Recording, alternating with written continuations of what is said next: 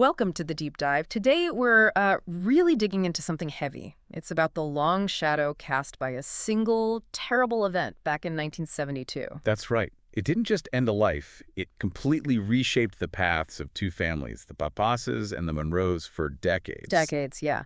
We've been looking through the sources, tracing how this one moment of, well, frankly, youthful recklessness just exploded. And our focus today is charting that 50-year echo. We follow one man, Alex Pappas, who literally wears the past as a scar while running his family's diner. Still there, behind the counter. And the other, Raymond Monroe, who ended up trying to sort of atone by fixing the broken bodies of soldiers of Walter Reed. It's this incredible story of consequence, guilt, and maybe redemption.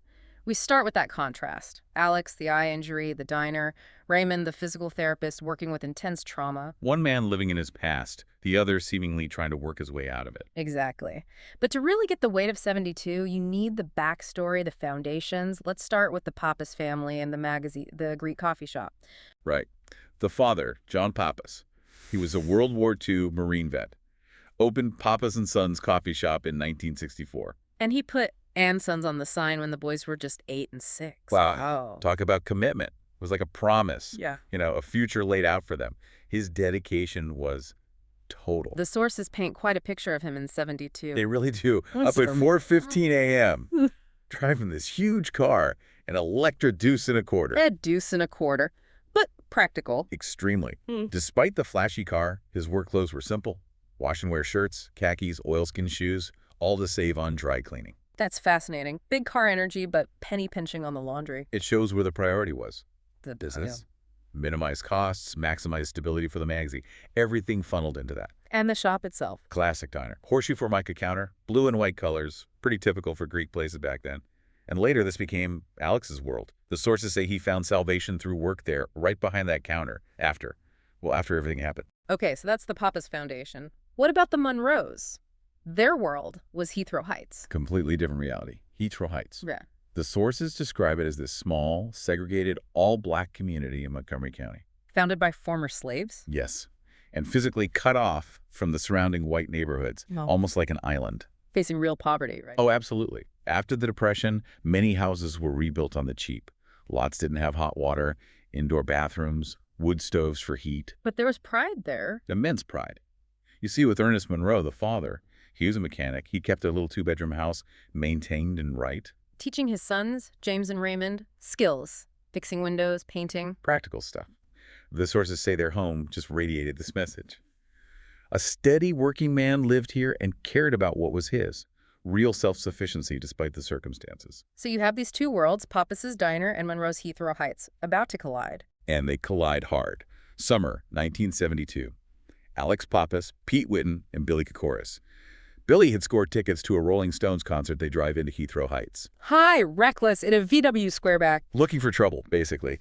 They shout a racial slur, and then Pete Whitten throws a Hostess cherry pie. A pie, that's the spark. Yeah.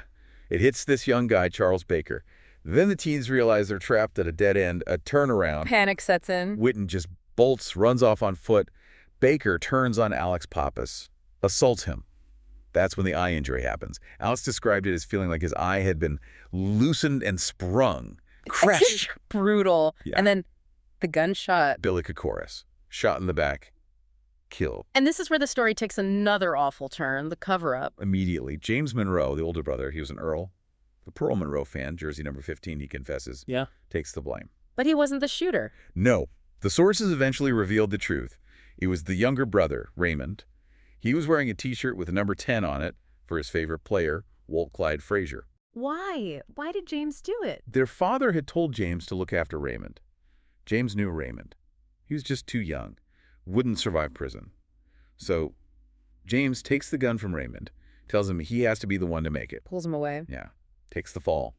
10 years in prison for something he didn't do. 10 years. And that sacrifice just hangs over everything for the next 30 years. Absolutely poisons things. Okay. Okay, so let's jump forward decades later. Alex Pappas, now 51, still running the coffee shop. Still got that wormy scar, the droopy eye, a constant reminder. Yeah. But he keeps himself fit, goes to the YMCA. Unlike his dad, the WWII vet, who apparently never worked out after the war. And the shop is his life, but maybe in a different way now. It's his routine. The sources talk about his personalized service, getting special orders like liverwurst or buttermilk for regulars, knowing what they want before they ask. But there's more sadness there too, isn't there? Yeah. The shop became his real sanctuary, as the sources put it, after he lost his younger son, Gus, in the Iraq War. So it's a place built by his father to provide, but now it's also where Alex manages his grief. Meanwhile, Raymond Monroe, he's 49, and his job. Wow. It's almost too symbolic. He's a physical therapist at Walter Reed. Working with severely wounded soldiers. Amputees, burn victims, trying to bring people back to active normalcy, as the source says. It's incredibly demanding work. A heavy kind of penance, dealing with physical trauma every day. You have to wonder. He feels a connection to the soldiers, but struggles with the bureaucracy, the sheer amount of pain. And then he sees Alex. Ow. Alex has this habit. He makes nightly dessert deliveries to the Fisher houses at Walter Reed. It's a quiet thing he does, connected to his late son. Right. Raymond sees him doing this. And he decides it's time? Seems like it. He reaches out. But it's not just about the past, is it? There's a present danger. Right. Charles Baker resurfaces, the Yeah. guy hit by the pie who assaulted Alex. Yeah. He's older now, styles himself a criminal manager, tries to extort Pete Whitten, fails. So he goes after Alex. Shows up at Alex's house. Yep. Demands $50,000. Yeah. And uses the 1972 incident as leverage. Basically pay up or else. So when Raymond finally talks to Alex, it's not just, I'm sorry. No, it's much more urgent. He's asking for forgiveness, yes, but he's also pleading. Don't call the cops on Baker. Why not? Because Baker has dirt on James. An old edited note James was involved with in some other scheme. If Baker gets cornered by the police, he can use that note to send James back to prison for parole violation. So James, the scapegoat, is still vulnerable decades later because of that initial sacrifice. Exactly. The cost just keeps compounding. But Alex, he's tired of it all, this pinch on my shoulder, as he calls it.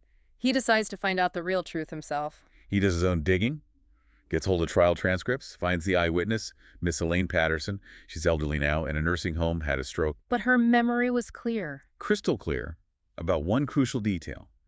She remembered the shooter's T-shirt. The number. The number. She confirms it was number 10. Clyde Fraser's number. Raymond's number. Not 15. Earl Monroe's number, which James liked. Wow. Decades of secrecy undone by a jersey number remembered by an elderly woman. It's incredible. So Alex confronts Raymond. And Raymond finally admits it. Breaks down. It was me who killed your friend. Tells Alex the whole story about James protecting him, convincing him was the only way. The power dynamic shifts completely. Alex knows everything. He could destroy Raymond, maybe James too. But he doesn't. He's heard the full story. He's seen Baker's threat up close. And he chooses a different path. Something radical. Forgiveness. More than forgiveness. Liberation. He's giving the coffee shop to his own son, John. He's moving on from that part of his father's legacy. And he looks at James, still paying the price, and says, I'd help him if I could. And he means it. He has a plan. A big one.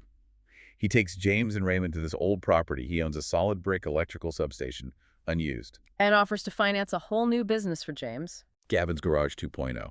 He's going to put James on salary right away, pay for classes to update his mechanic skills, install modern lifts, upgrade the building. He's using his family's legacy of work and provision, but aiming it at the brother of the man who killed his friend. And there's this one detail that really shows Alex gets it. He plans to include satellite radio in the garage. Playing. The classic R&B James loves. Soul Street. It's Alex seeing James not just as the felon, the scapegoat, but as a person. A working man with his own life, his own tastes. That's powerful. James must have been skeptical. Why would Alex do this, invest in him? He asks exactly that. Why risk your money on me, a felon? And Alex's answer tells you everything about his own journey. He says the coffee shop, the McGazzy, was never mine. It was my father's, and I never had his passion for it. It was only a vehicle to provide for my family. So by investing in James's future, Alex is actually freeing himself, buying his own second act, letting go of that pinch on his shoulder. It's an incredible resolution. Redemption through work, dignity, acknowledging the past, but refusing to be trapped by it forever. And it loops back to that initial setting, Heathrow Heights. The sources mention how the trouble started with the only white people with reason to be in this neighborhood just driving through, triggering decades of pain. And the forgiveness Alex offers here, it isn't passive. It's not just saying, I forgive you. It's active. It's a huge risk. He's putting his own money, his father's legacy, on the line, gambling on James's potential. Which brings us to the final thought for you, the listener. Think about what a real turnaround means. Alex's actions suggest it requires more than just the person who did wrong trying to improve. Right. It seems to demand active participation, maybe even substantial risk, from the person who is wronged. Alex isn't just offering a chance, he's investing heavily, making himself vulnerable in a new way. Is that the true price of moving forward after profound harm? The willingness of the victim to not just forgive, but to actively enable the other person's second chance? A concept that goes way beyond just turning things around. It's about co-creating a new future, something definitely worth thinking about.